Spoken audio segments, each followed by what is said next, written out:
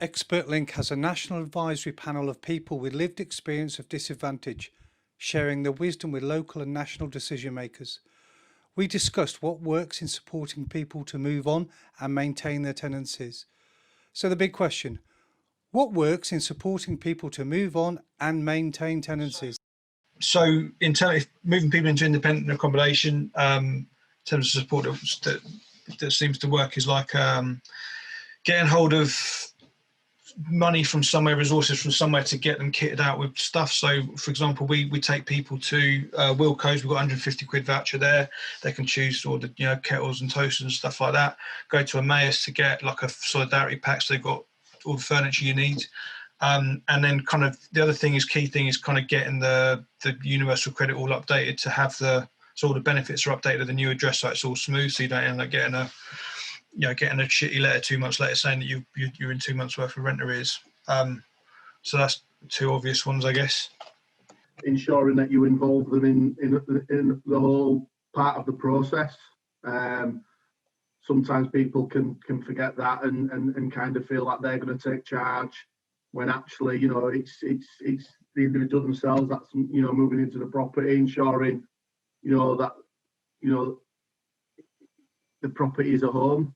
I remember when I was volunteering, I used to spend one of my days going out with a floating support worker, and it almost felt like they were mothering the individual, like going through a checklist.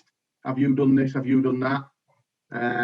And usually people will disengage with that very quickly. Ultimately, the whole process of support is to empower someone, hopefully at some point, so they become self-sufficient, and that starts from day one. It's as simple as that for me. And I think with everything that we've talked about as a panel, choice, it's choice, it's empowerment, it's it's their home. It's not going to be my home. It's not going to be your home. It's going to be theirs.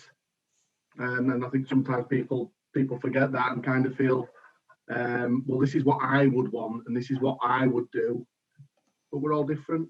I think one of the things that we found, because a lot of our areas are quite rural as well, so sometimes someone's moving into like an area that they might not know, so it's really about engaging in the community and making sure that they've got those links there. So it might even mean that they could join some groups before they actually move into their accommodation. I mean, I know that's not so easy at the moment with COVID and everything, but it's just really important that people feel that they've got a connection to an area, that they know where to go for help if they need it and things like that. So depending on obviously what accommodation is being offered, if there's any other referrals, any other support that's going to be needed after the aftercare, that's involved in the service user, the client, whatever. So they're not just saying, well, we're referring you to this service now, and they're going to be working with you and having that like a handover, but a proper handover with the service user there involved in their care package. They've lived in kind of supported environments, which is never deemed their home. It's somewhere where you go and you put your head down, you sleep and you get out. This is going to be moving on to somewhere that's going to be semi-permanent. So it's about them owning it as their home and actually feeling comfortable emotionally and kind of mentally around this is their home. And they can choose who to invite in and out. But it's also about the emotional support around moving. You've had people around you 24 hours of the day, then you go back to somewhere quiet. A lot of people struggle with that. So I'm talking about the emotional support when people move on, because you get it for a small bit, but some people need it a little bit more long term. And it could be just, someone giving a call in the evenings. They just need a bit more support. Because, you've gone from being housed with maybe 20, 30, other people to being on your own. You shut your door, you think, what do I do now? Yeah. I can watch TV, but that's not how I live my life. So how do you adjust to that? You look at different services, they've all got targets, they've all got agendas. Housing, it's move-ons. We need to move people on, and then we can get people from emergency accommodation, temporary accommodation. They don't care what that move-on looks like. And then you've got a support worker who kind of wants to go around there, make sure the bills are getting paid, make sure that, the housing benefit's still in payment. And it's all tick boxes, and it doesn't all form into what the service user always wants. It's, you know, we've all got agendas. You know, our service, we've got an agenda. It's people on the streets, and, you know, we want to work to get them off the streets. And, you know, you could speak to service users, and maybe there's stuff we do that maybe they don't like, you know. So it's I suppose it does come down to co-production, doesn't it? You know, until service users are fully involved in everything, not just this, but services and how services are delivered. You know, we're going to have these conversations. You know, if I'm still on the board on the NAP in 9 years' time, we'll still be having this conversation. From my personal experience, when I moved from my first stage flat into my second stage flat, I was told by the resettlement worker, don't worry, you've got any problems, come back to us. What will I do? I walk into problems, phoned up, oh, we're too busy. And I think that is the worst. The support is needed from the moment they move out as well into those private places. Empowering someone when you can empower someone.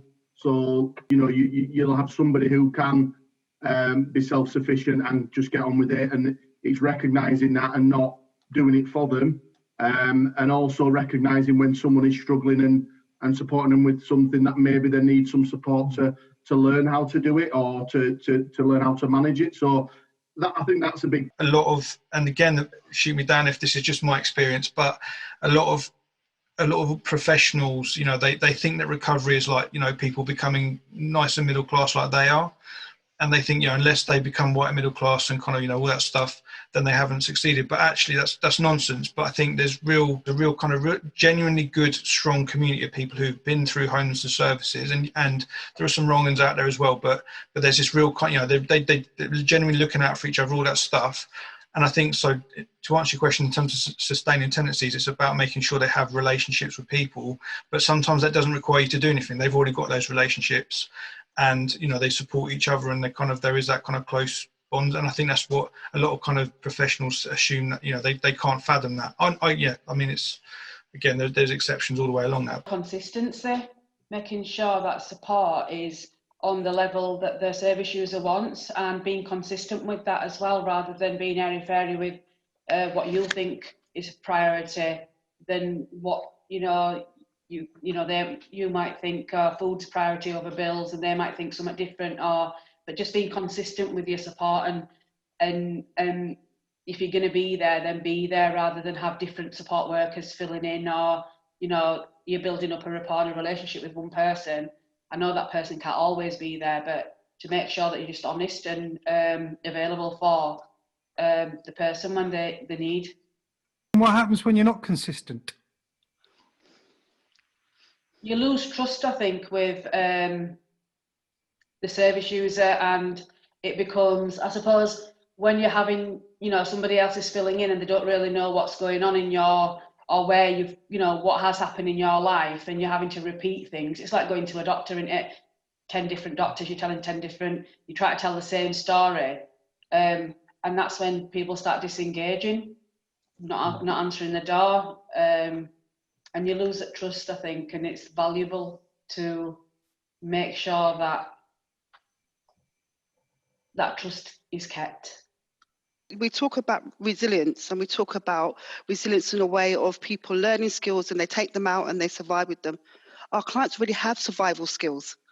It's about enhancing those so they believe in themselves that they can cope, because we've made them dependent on services, dependent on us. But they need to be dependent on themselves in a way, with our support, and not the other way around, you know? So we need to look at it from that point, look at the skills they do have and build on those. Yesterday, I had someone trying to explain to me how he was abused as a kid, and we both had face masks on, and it was just ridiculous. It was just stupid, and we both took it off, and it made what was a really, really horrible conversation into actually something that we could deal with. And yeah, there's been a lot of bonuses to COVID, the support that we've been able to do.